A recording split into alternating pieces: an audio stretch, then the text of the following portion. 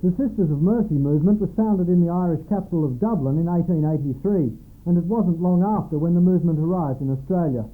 In 1884, Newcastle was a poor mining town, and the 5 sisters who started the convent at Hamilton offered education and healthcare for the poor living in the area. As the movement grew, so too did the number of schools run by them, and around the turn of the century they had established schools at Tighe Hill, Stockton, Adamstown, New Lambton and Broadmeadow. But the focus of the Sister of Mercy movement in Newcastle was still around the convent in Hamilton, which at one stage was home for nearly 40 nuns. Nowadays the movement has changed vastly. They no longer wear their habits, but instead are recognisable by their cross. The order's operations are no longer centred at Hamilton, and with their St Aloysius High School due to be closed down at the end of the year, nuns are being phased out of the Catholic school system.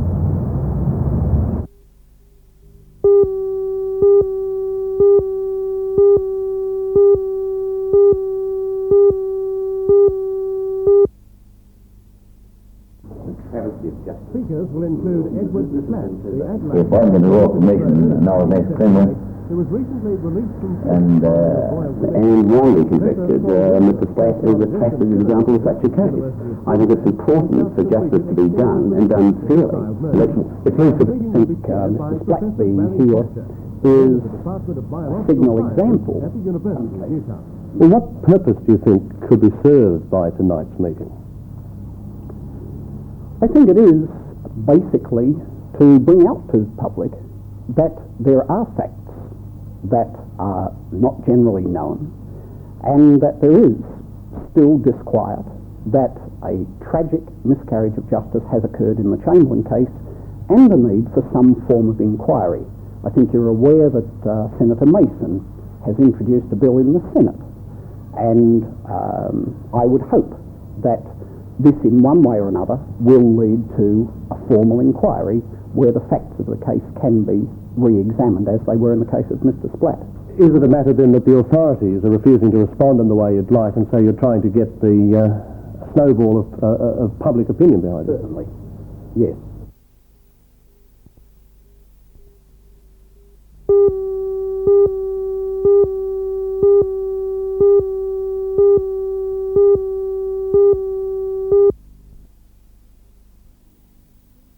Sometimes being a mother isn't easy.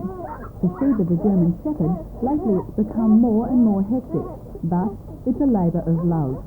Already the proud mother of 2 puppies of her own, she's also adopted 11 homeless Great Danes.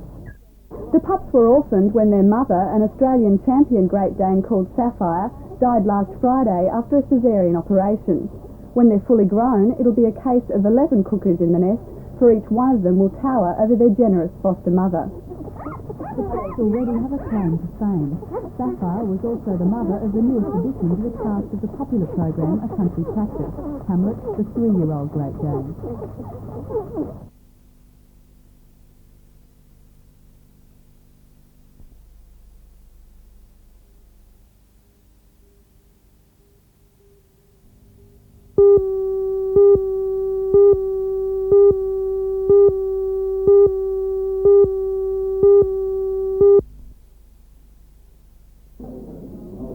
Although the winners of the Design Award, which has been organised by Johns of Newcastle, won't be announced until Saturday week, 20 garments from the total of 60 that were submitted have been selected for the judges' final scrutiny.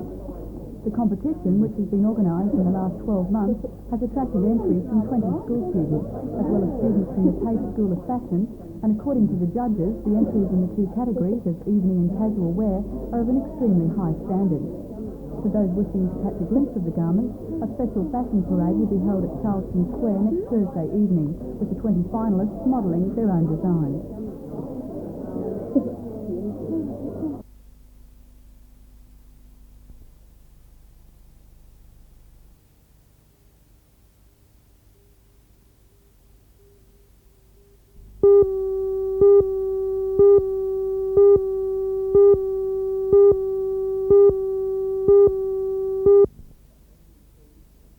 As you can see, about 80 concerned residents and members of the Stroud P&C Association We're attended aware a public meeting last night to voice their concern about the condition of Main Road 289, which runs runs between Stroud and Dungog.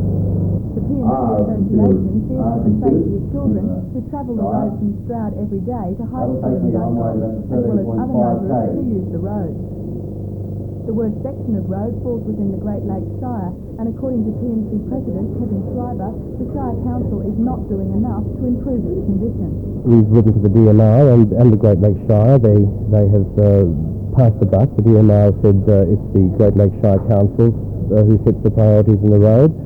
The Great Lakes Shire Council says it's the DMR's responsibility, right to them, and we don't really quite know who's supposed to be responsible for it, but somewhere along the line we feel we're only the construction authority, the financing authority, and the determining of the priority of the road is the DMR.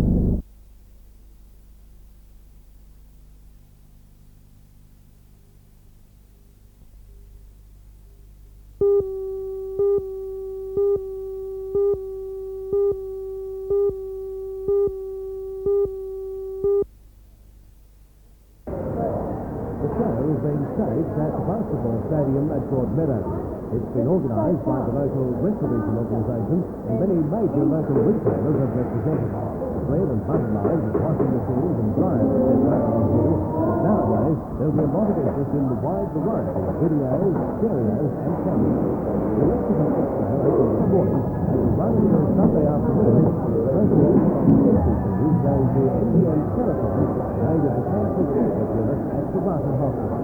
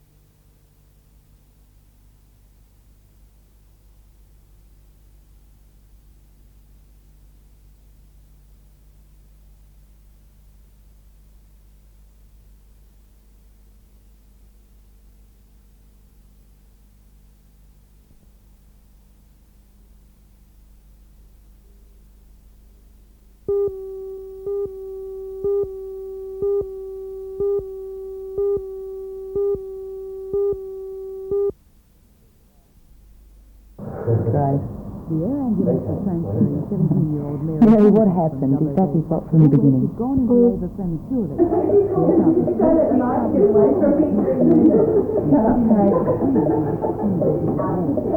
mother and child were taken to the Martha Hospital by a special new unknown ambulance. The baby is now on the ventilator and being sensitively monitored.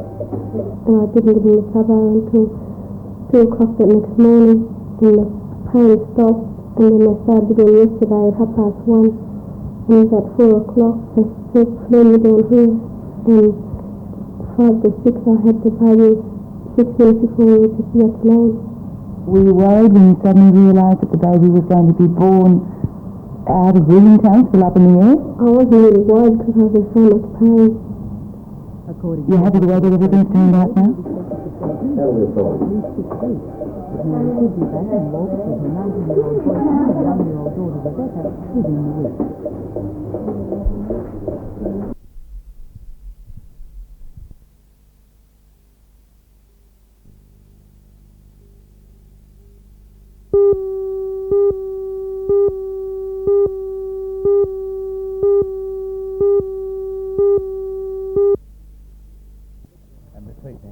It might look green and healthy, but this wheat crop, like most in the Upper Hunter and Merriwa districts, is already making it clear that grain growers' incomes will be well down this year. This year's wheat crop's a totally different situation to last year's. Last year we had a big area of good-looking crops. This year we've got a small area of good-looking crops and quite a large area of average or below average yielding crops. Why? What's going on? Well, I think it's just the condition of the season. We missed the good sowing rains in the main sowing period of May, June, and most people were restricted to getting crops in the later part of the year, which is not good for good yield potential in the wheat. What about the lack of rain since? Well, that's certainly not helping the early sowing crops, which are just at a critical stage now. We have flower. Rust has been at a lower incidence this year. The plant is for grain yield. So we're looking for good rain immediately for those crops, and well, for the later sown crops, it's doubtful whether rain now would really give them any great yield potential. Hot and drying winds have opened up cracks in the earth, chipping away vital moisture at a time when the plants are showing signs of low crop. Rolled leaf like that is showing signs of stress. It's rolled up to reduce the area. Yeah, that's right. That should be nice, open and wide, to take full benefit of the sunlight, so when it's like that, the plant's not in a position to really do too much work.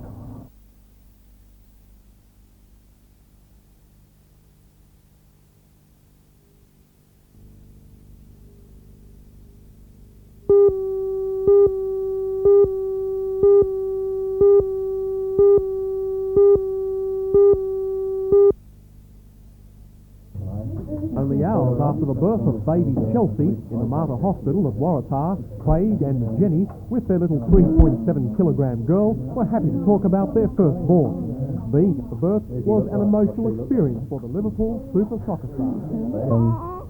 Different experience altogether, you know. I don't get nerves anymore playing soccer, but I had a lot of nerves today, and so did Jenny for that matter. And obviously the long stay in Australia has well been worth it. Oh, of course, yeah. I've taken a lot of criticism from different quarters, but I always knew that I was going to stay here anyway with Jenny to have the baby, so, you know, I don't care what the critics say, you know, I care what my family say, and in the end I know that I've done the right thing, so let them say what they want, you know. Jenny, for you, obviously, it must be a relief and a wonderful thing to have the baby, but also for Craig to have the pressure off him now. Yeah, I'm glad. I'm tired, sorry. Everything's worked out well? Yeah. Craig. Couldn't be better. During Craig Johnston's 3-month stay in Australia, waiting for Chelsea's birth, he kept himself in shape. The $1 million player may have to justify to Liverpool officials his missing the first part of the English season before his new contract is finalised. People have criticised me, but I've put my share of work in, and I feel relatively fit. Obviously not much fit because I haven't played a game, but I feel pretty good within myself, and I'm ready to go back to work now. And speaking of going back to work, Jenny, I might just ask you this. Craig's going back on Saturday to the UK. I'm not going then. No, you're not. And it's going to be a bit difficult for you. Yeah, I'll be in hospital a week, and then I hope to travel maybe a couple of weeks, 2 weeks, 3 weeks after that.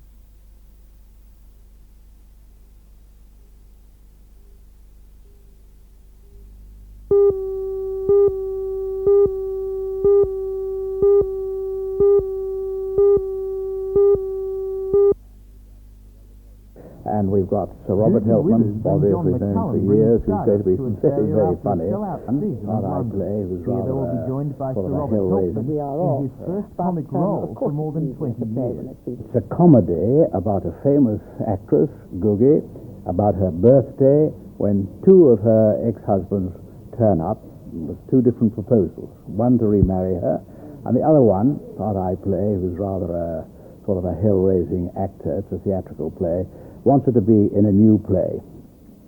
Googie, the show's already been a tremendous success in Europe. Why do you think that is? Well, it's a very good play. It makes people laugh. It's written by a very good man, Ted Willis, whom I think most people know. And, well, it's got a lot of heart to it, as well as a lot of comedy, and it's just what I think the audiences want.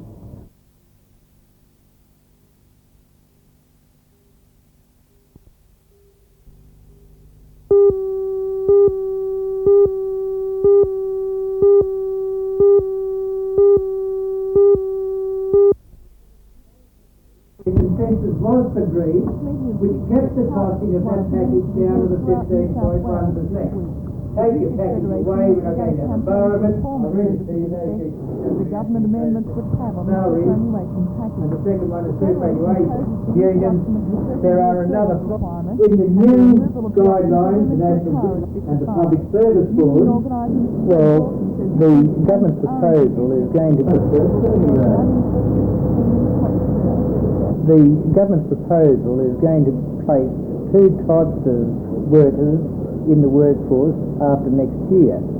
There'll be those on the current superannuation scheme, and there'll be those who will be employed under the new proposed superannuation scheme.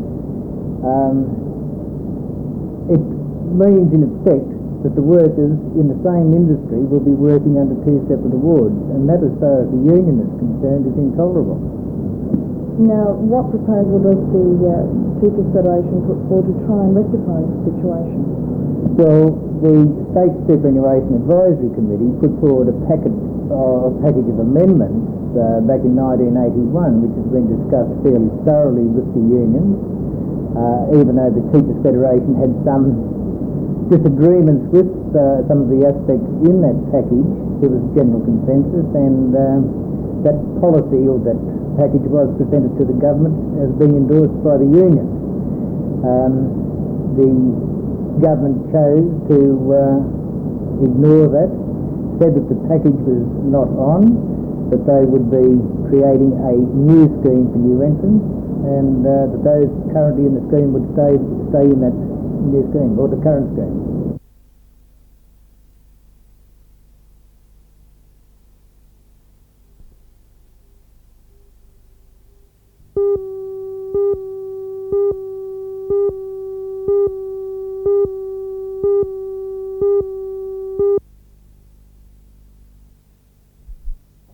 Today's attractions included the stud pig judging by top Canadian pig breeder Bill Crow. Displays There were covered many a wide different range of displays of subjects, interest, not only to pig producers, but to the housewife as well. Chief organiser Kim Greentree said the pork and bacon fair had it all together in one place. The producer can see what products are available, compare them with each other. We can promote the pork, that good meat. We're getting lately an increase in consumption in the marketplace, and these fairs are taking a part in that. Some 50 pigs have been donated. The official opening of the fair by the Director General of Agriculture, George Knoll, after a special crowning ceremony. I'll present to the crowd that this year's winner will not be known until late Pork Princess tomorrow night.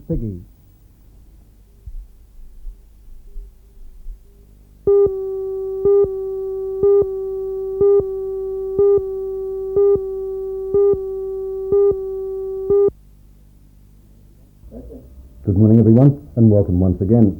You know, when it comes to borrowing money, it can certainly pay to shop around, and let me explain why. A couple of weeks ago, a friend of mine went in to buy a new car, and he was offered finance through the motor car dealer. The rate of interest he was to be charged was around 30%, and common sense suggested to him, as it should suggest to you, that 30% is not cheap money. He shopped around and found that by borrowing through a credit union, and I'm not ignoring bank personal loans for one moment, he could buy the car at an interest rate of just under 18% per annum. Now, 18% is a vast difference to 30%. He went back to the motor car dealer and told him of the new arrangement. And the motor car dealer very politely said, well, I can match that if I can't better it. Now, this is the point that I'm making. We're not talking about half of 1% or 1%. We're talking about an interest rate difference as much as 12%, and it could even be more depending upon your source of funds. Now, I remind each and every one of you, and particularly the young people, that when you buy a car, you are not obliged, or borrow money for that matter from any source, but particularly cars, you are not obliged to borrow money through the motor car dealer. If you can borrow the money at 10% or without any interest whatsoever through the family, then so be it. So don't be talked into a deal that will not give you the right benefits. I might add as a PS that when you borrow money, in other words, you're buying the car for cash, don't forget that you're not buying under HP, as we say. You're buying the car outright, and in that case, say for a $7,000 or $8,000 or $9,000 new car, you will be saving in insurance premiums $200, $250, or perhaps even $300 a year, and that's not to be ignored. I'll see you next Monday.